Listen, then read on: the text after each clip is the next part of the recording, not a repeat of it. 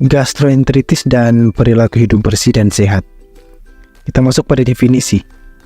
Gastroenteritis atau GEA adalah peradangan pada saluran pencernaan, termasuk lambung dan usus, yang umumnya disebabkan karena infeksi virus atau bakteri, dan pada kasus yang lebih jarang karena parasit dan jamur. Juga keadaan ketika frekuensi buang air besar lebih dari 4 kali pada bayi, dan lebih 3 kali pada anak dengan konsistensi feses encer. Dapat berwarna hijau atau dapat pula bercampur lendir dan darah atau lendir saja. Penyebab penyakit gastroenteritis. Sebagian besar muntabir atau gastroenteritis disebabkan oleh infeksi virus.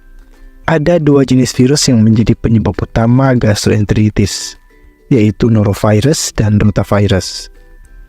Selain kedua jenis virus ini, gastroenteritis juga disebabkan oleh adenovirus atau astrovirus. Untuk tanda gejala, menyebabkan diare sekretorik atau diarrhea dengan gejala-gejala mual, muntah dengan atau tanpa demam, yang umumnya ringan, disertai atau tanpa nyeri atau kejang perut dengan feses lembab atau cair. Pencegahan gastroenteritis yang pertama itu mencuci tangan menggunakan sabun serta air mengalir setelah menggunakan toilet dan sebelum makan. Hindari mengkonsumsi makanan mentah, hindari penggunaan pribadi bersamaan, contohnya handuk. Dan kita masuk pada definisi GERD. Penyakit GERD adalah penyakit yang terjadi pada saluran pencernaan atau lobi, tepatnya terjadi akibat asam lambung yang naik. Jadi GERD ini pada dasarnya terjadi akibat reflux, yakni kembalinya isi lambung ke esofagus atau kerongkongan.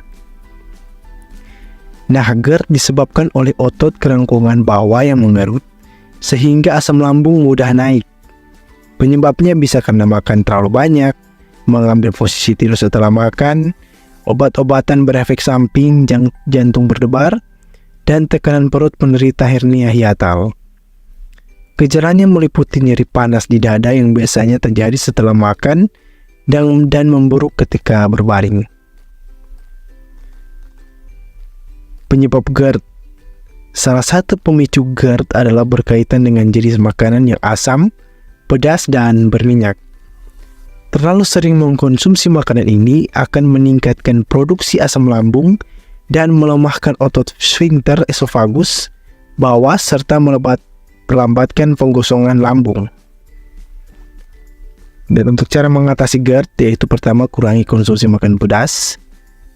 Yang kedua, kurangi konsumsi makanan asam. Yang ketiga, rutin olahraga. Dan yang keempat, kurangi konsumsi kopi.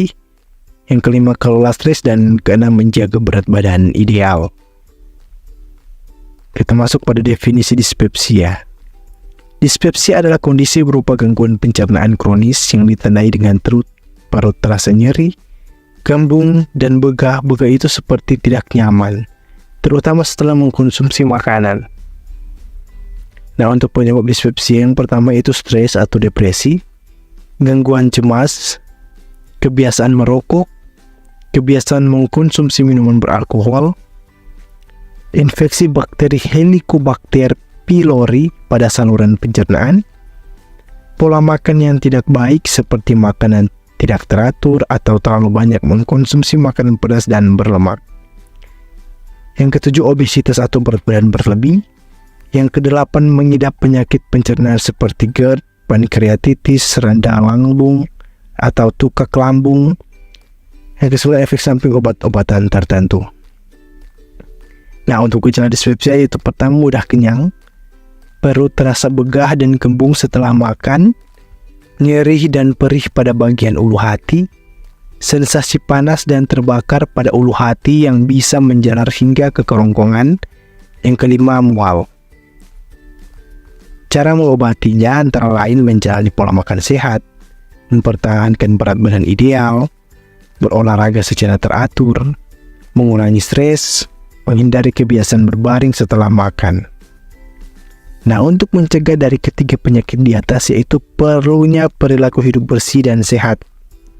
Apa sih PHBS itu? PHBS merupakan upaya preventif yang dapat dilakukan dalam rangka pencegahan kejadian penyakit yang dapat dilakukan melalui sekolah, sehingga memotivasi siswa untuk meningkatkan dan menjaga kesehatannya, mencegah penyakit dan mengurangi perilaku beresiko. Nah, salah satu tantangan PHBS dari 5 tantangan PHBS adalah PHBS di sekolah. PHBS di sekolah merupakan kegiatan memperdayakan siswa, guru, dan masyarakat lingkungan sekolah untuk mau melakukan pola hidup sehat untuk menciptakan sekolah sehat. Dan manfaat PHBS di sekolah yaitu mampu menciptakan lingkungan yang bersih dan sehat, meningkatkan proses belajar mengajar pada para siswa, guru, hingga masyarakat lingkungan sekolah menjadi sehat. Manfaat PHBS yang paling utama adalah terciptanya masyarakat yang sadar kesehatan dan memiliki bekal pengetahuan dan kesadaran untuk menjalani perilaku hidup yang menjaga kebersihan dan memenuhi standar kesehatan. Terima kasih.